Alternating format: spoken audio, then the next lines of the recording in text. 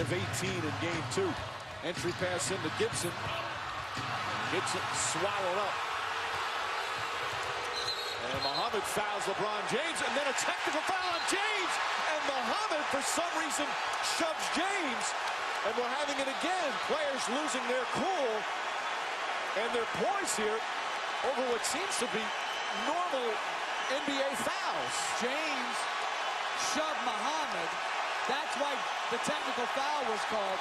And then Mohammed shoved James down. It'll be interesting to see if they throw Mohammed out because James fell down. That's just a foul. So James throwing him down, and then Mohammed responding to it. You know, when I look then you at had that Gibson again, and Anderson going. I'm not sure James necessarily pushed Mohammed down. He got wrapped up. Well, yeah, he did. But he's just trying to discard a guy who's wrapping him up. But with what's gone on so far in the series, the officials are going to be quick to call technical fouls on any after the whistle play. See, I'm just saying, like, on that, I get it, why he called the T. This one's obvious. Now, does that shove because he fell get ejection?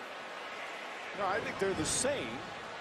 But so they're probably both will get technical I'm going to fouls. say Mohammed will be ejected because James fell. Well, it was certainly a harder shove, but I don't think so. Nazr Mohammed, who's played limited minutes but has played well when he's had the chance. Again, it's Tom Thibodeau's had to go down his bench and play guys more minutes than they ever expected. You can't do it. That's the bottom line. You can't do it. You just had a technical foul called on LeBron James. You're going to get an extra point.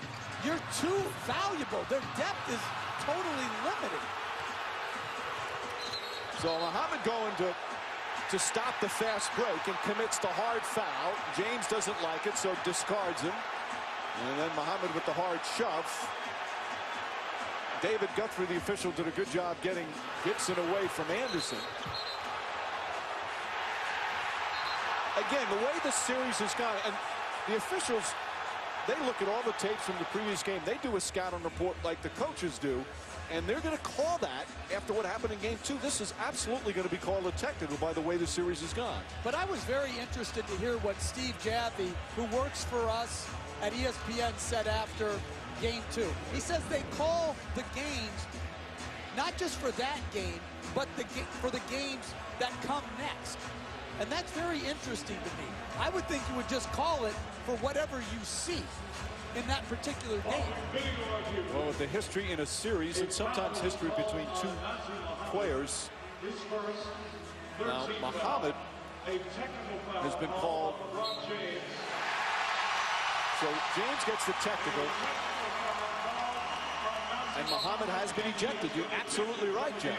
And if LeBron James does not fall on that, Nazr Mohammed is not ejected. That's my problem with how the officials are instructed to do it. Now, Mohammed's getting a standing ovation from the Bulls fans, and you like sticking up for your team, but that's a bad decision on Nazr Mohammed's part. I've never understood that, why getting thrown out brings a resound, and hurting your team gets a resounding standing ovation. So instead of the Bulls getting one technical free throw attempt, no free throws because it's a double tech, and they lose a key player off the bench on already a shorthanded team.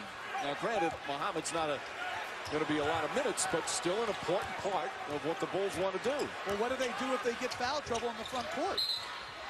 Butler foul on the entry pass, and now you will certainly see every little thing called to make sure more